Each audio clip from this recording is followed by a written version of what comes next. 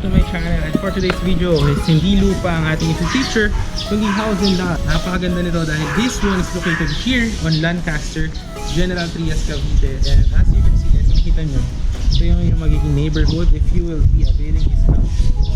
Napakaganda, ang laki ng kalsada actually. It's around 8 meters I think. Tapos nandito yung mga houses yan. And here guys, makikita nyo, ito yung ating open space dito sa harapan. So hindi pa siya nababakod. Ang maganda dyan is pwede kayong magpatayo ng bakod nyo. So, depende na kung anong gusto nyo design. And makikita nyo dito, fashion yung car. Then dito kung meron kayong motor. And ang property na to is total lot area of 120 square meter. And yung kanyang floor area ng house is 100 square meter. So ang gagawin natin ngayon is ikutan muna natin yung bahay sa labas. And then I will show you yung tour dun sa loob kung ano yung itsura ng house na ito. But before natin siya ikutan, yung house natin dito is papakita ko muna sa inyo yung aerial shot itong property na to that you will see here on 3, 2, 1. Ito po yung aerial shot ng property na to.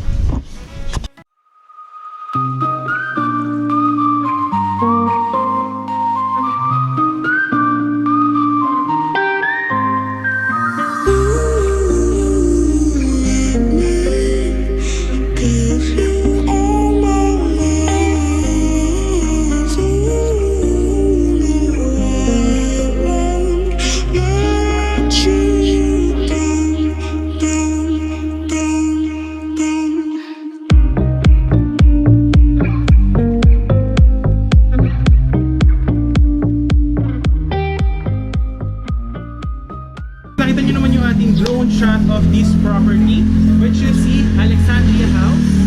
Ayan. So this one is 120 square meter lot area and floor area is 100 square meter. And meron na siyang kuryente and water connection is ipapa-reconnect na lang po siya sa Lancaster. So tara guys, i-tour ko kayo dito sa may likod niya. So dito, makikita nyo, naka-sliding windows na po siya. Ayan. And then dito, meron siyang garage. Kung meron mong bike or bikes or... And here, makikita nyo dito sa likod, malaki pa actually yung kanyang, what you call this?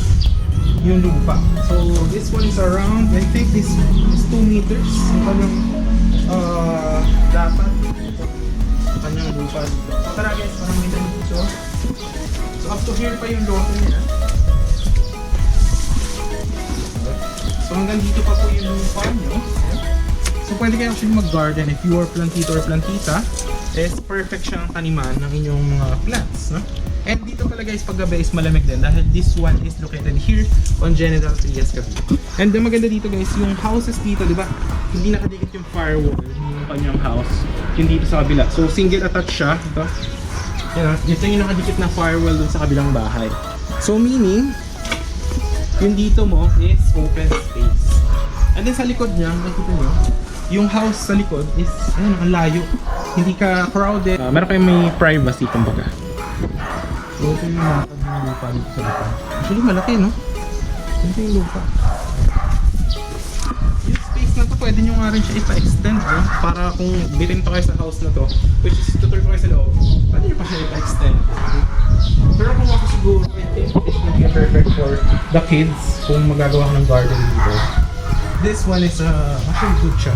Malaki yung lupa dahil 120 square meter siya. Alright. So guys, nakita nyo naman yung kanyang laki, yung kanyang labas. Eh, pwede nyo actually pa-extend dito sa harap.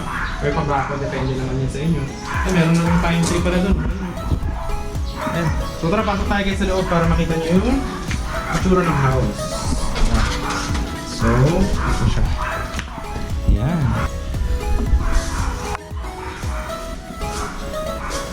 So ito yung lawak ng house guys. Ayan o.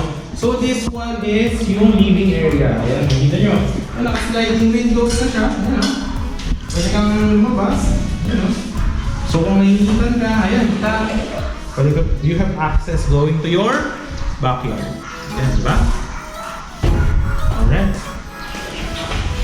Yung kanyang mga sliding windows. Kaya yung natural light pag umaga is pumapasok dito sa bahay. Tapos yun, sliding windows na rin yung lahat. Actually malaki yung pwede nyo siya lagyan dito ng sala. Naka-tiles na din siya. Tapos yung kisame, makikita nyo, ayun, fully finished na siya. So, actually ready na siya, pwede na siyang tiran, no? Pagka bili nyo kay seller, tapos lagay nyo ng gamit nyo. So, ayan. Si seller pala is, kasama na yung price ng capital gains tax, yung kanyang mga documentary stamp tax. So, all in na siya, no? For the price niya na affordable. Then here guys, yan, naka-ready na rin dito yung mga sliding, so you can see what's happening here on your garden or your parking area, no? Tapos ito tayo guys sa may dining area. So ito, nakita nyo naman dito, naka-ano na siya, ready na yung kanyang lutukan. Then, you have here cabinets for kitchen utensils. Magagamit nyo sa kitchen. Tapos ito, if nagluluto ka, ayaw mo maamoy, i-on mo lang to para lalabas yung mga smoke tsaka yung mga amoy. Tapos ito, ay makikita niyo dito, no? Ang lalaki ng cabinet, no? Then dito, pwede ka maglagay ng mga pinggan or mga baso, no? Perfect na perfect. Tapos dito, ayan, dito yung inyong sink. Kung gusto nyo maghugas, and tapos marami ka pa storage area dito sa ilalim. Ang daming cabinets. And hindi pa siya nagamit guys, no? Malinis. Brand new talaga. Dapat ang tumira dito. I think wala brand new siya. Alright. So, ito yung ating living area. No? Then, alright. Punta tayo dito sa may CR. Ano yung CR? Then,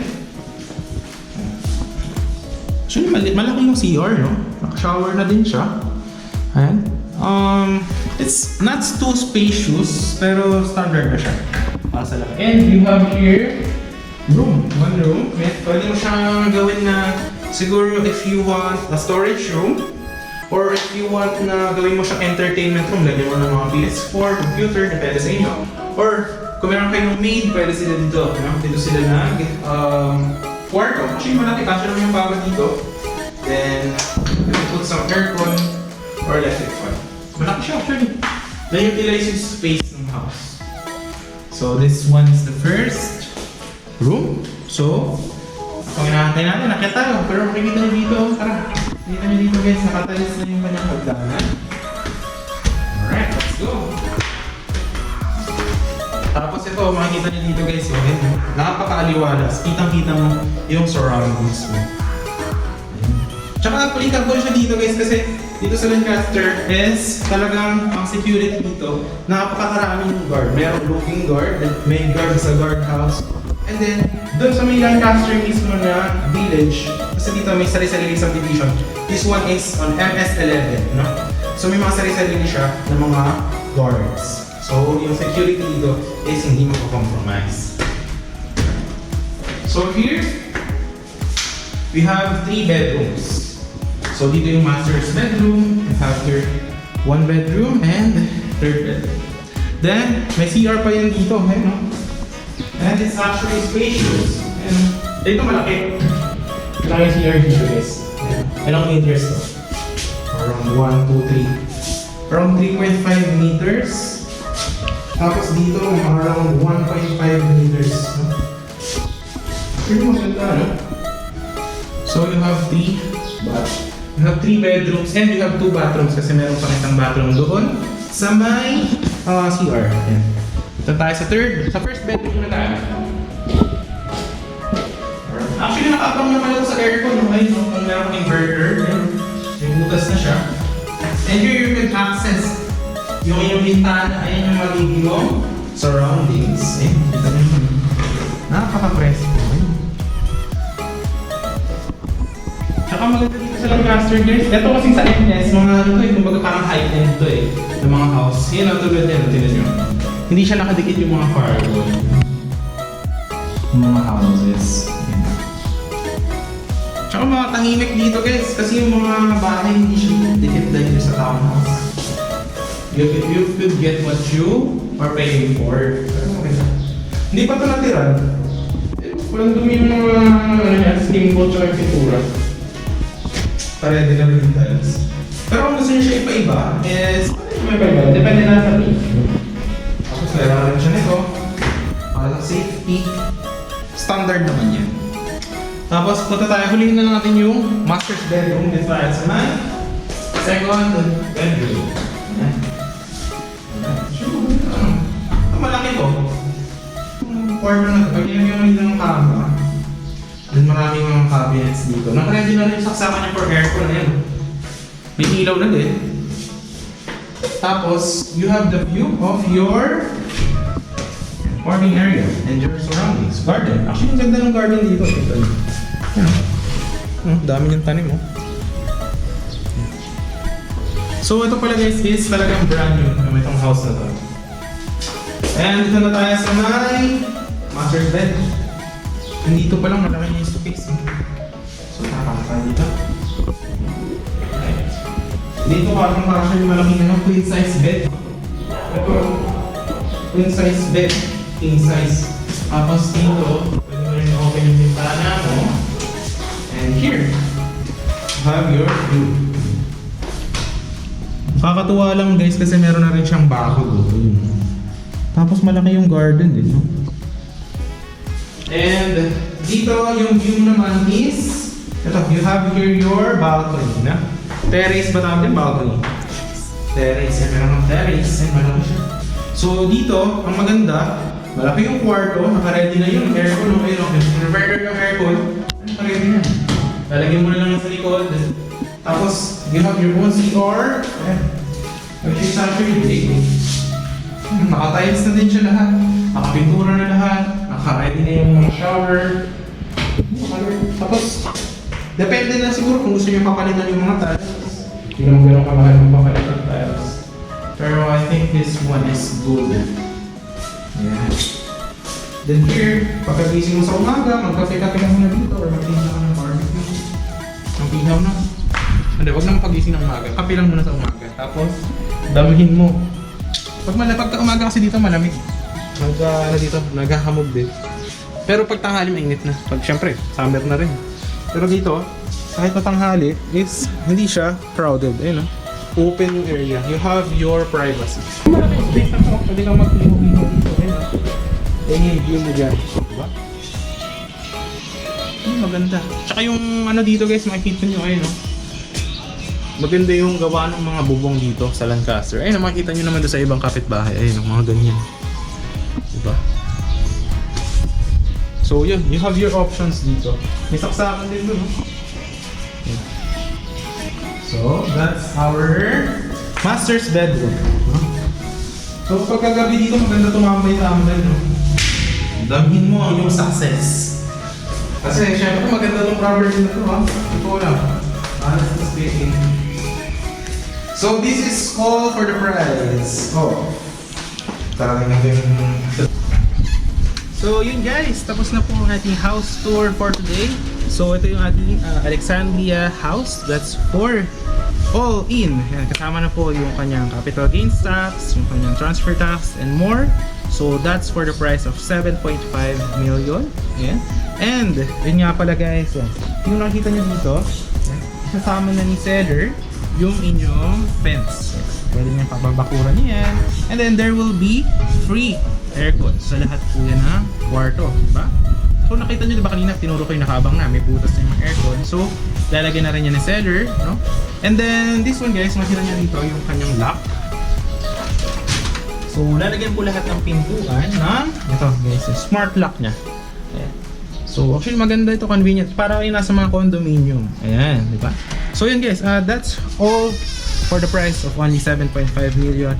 Located here on General Trias, Cavite. And as you can see guys, ito yung makita nyo mga neighborhood nyo. Makita nyo dito. Tara guys, makita nyo dito. Ayan. Yung mga house dito, di ba? Talagang mga parang high-end. Social talaga. Ito yung located guys sa Lancaster. Ayan. General Trias, Cavite. Very near to Manila. If you will be traveling to Manila, it's around 45 minutes lang po via Cavitex. So yun guys, if you are interested in this one, message nyo lang ako on my Viber or WhatsApp. Nakalagay naman po yung number dyan, or on my personal account. Yeah. And if you have other properties that you want to be featured, is message me lang po. And if you want to have a site tour here, is message nyo na din ako. And baka pasahin nyo na itong napangandang house na to. And galante yung seller natin, no? Kasama nyo na yung mga fence, aircon, yung mga fence, yung mga smart lock, and more. So yun lang guys, if you do want this one, kindly hit yung ating like, thumbs up, share nyo lang to other people, and syempre, subscribe yung ating channel. And subscribe our channel and hit the notification bell para updated kayo sa mga next upcoming videos natin. So yun lang guys, this is John Krish, and see you po the next vlogs. Bye bye!